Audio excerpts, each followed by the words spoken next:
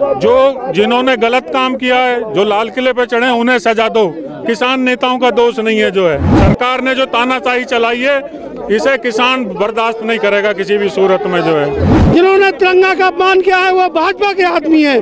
भाजपा उनको पकड़े और जेल में दे, उसका अपमान किसी को सहन नहीं होगा। मोदी जी तीनों कानून जो लाए हैं, काला कानून, वो वापस करें।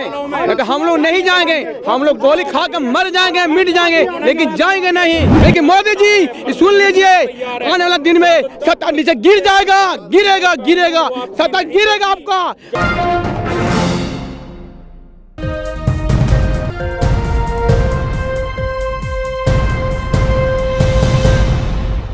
गाजीपुर बॉर्डर पर दोबारा से रौनक पूरी तरह से लौट आई है। अपने कैमरा पर्सन से कहूँगा मैं दिखाने के लिए यहाँ के दृश्य।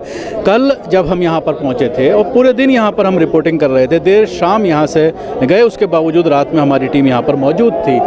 लेकिन कल बहुत ही कम संख्या यहाँ पर किसानों की नज़र आ रही थी। जैसा लग रहा था कि 26 जनवरी में जो पूरा मामला हुआ है, जो घटना घटी है, उसके बाद किसान काफ़ी संख्या में घर जा रहे हैं। और इस तरह के दृश्य कुछ मीडिया पर दिखाए भी गए कि किसान यहाँ से वापस जा रहे हैं। लेकिन कल शाम जो पूरा यहाँ पर एपिसोड हुआ, यूपी पुलिस और दिल्ली पुलिस ने राकेश टिकैत से बात की और उनको नोटिस सर्व किया और उनको ये कहा कि आपको सरेंडर करना होगा। राकेश टिकैत का ये कहना है कि मैं तैयार भी हो गया था सरेंडर करने के लिए, 400-500 लोग मेरे साथ थे, सभी लोग सरेंडर करने वाले थे। लेकिन उसके बाद उन्हें ये लगा कि मेरे जाने के बाद किसानों के साथ कुछ अनहोनी हो सकती है, उनके साथ मारपिटाई हो सकती है, उनके साथ डंडे का इस्तेमाल किया जा सकता है। तो उसके बाद उन्होंने अपना इरादा कैंसिल कर दिया कि वो अब अपने आप को गिरफ्तार नहीं कराएंगे। और उसके बाद जिस तरह से तमाम लोगों ने देखा कि स्टेज पर उन्होंने एक भावनात्मक अपील की,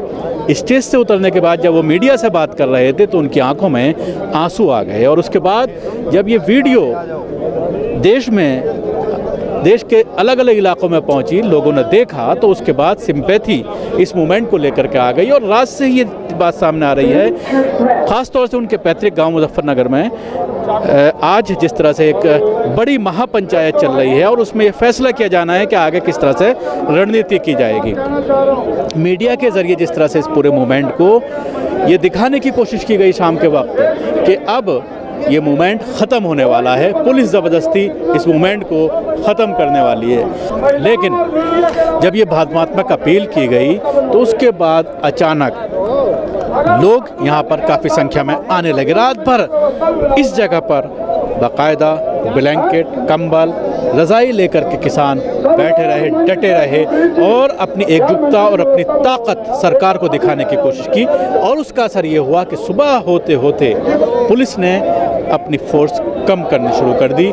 पैरामिलिट्री फोर्स या उत्तर प्रदेश पुलिस या दिल्ली पुलिस की जो बटालियन यहाँ पर आई थी वो एक एक करके वापस जानी शुरू हो गई।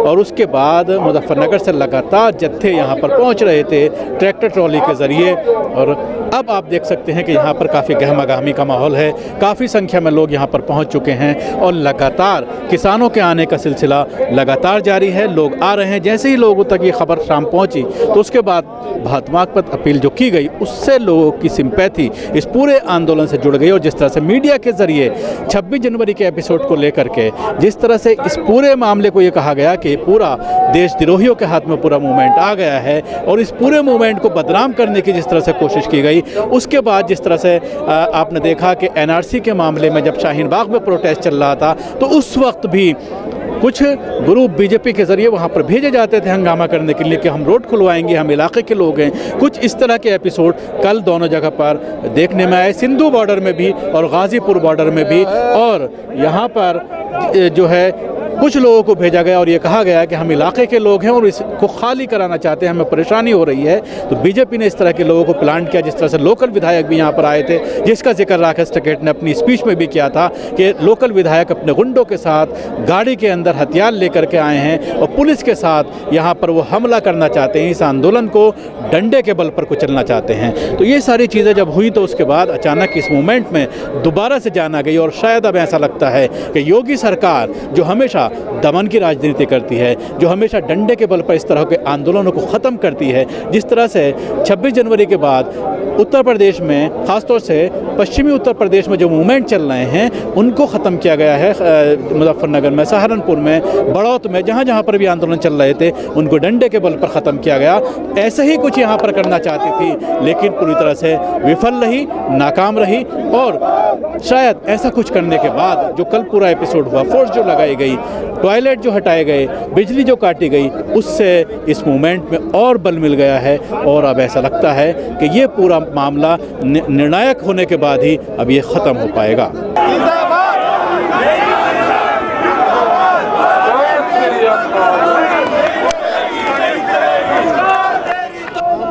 नहीं चलेगी, नहीं चलेगी।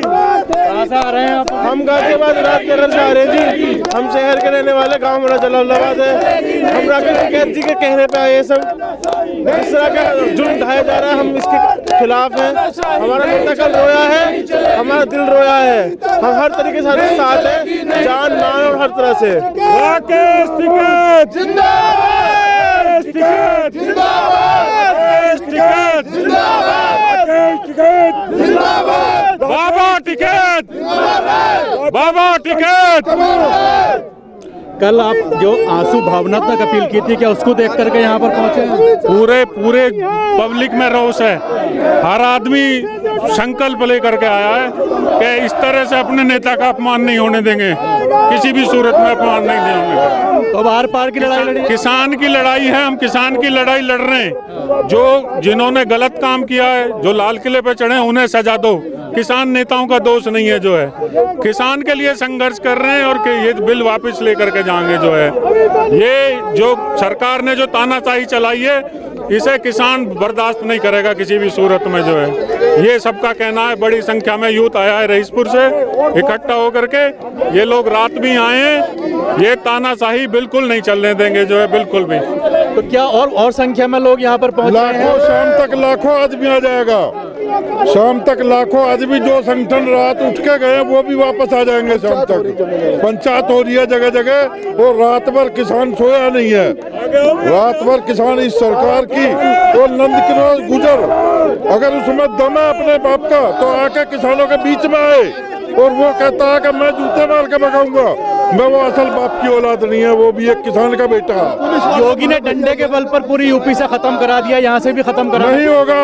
यही तो लाशें जाएंगी लाखों में, उठ के नहीं जाएंगे। हम गोली खाने के लिए तैयार हैं हम, लेकिन नंद किशोर गुजर जैसे नेता को जब भी मिलेगा जूते मारेंगे उसके। हाँ जी। और क्या किस लिए आए हैं आप? क्या हम यहाँ पे आए हैं, हमारे जो राकेश टिकैत जी नेता जिनके साथ बहुत अत्याचार हुआ है, और ये भाजपा के आदमी हैं जिन्होंने तिरंगा लहराया है, जिन्होंने तिरंगा का अपमान किया है, वो भाजपा के आदमी हैं।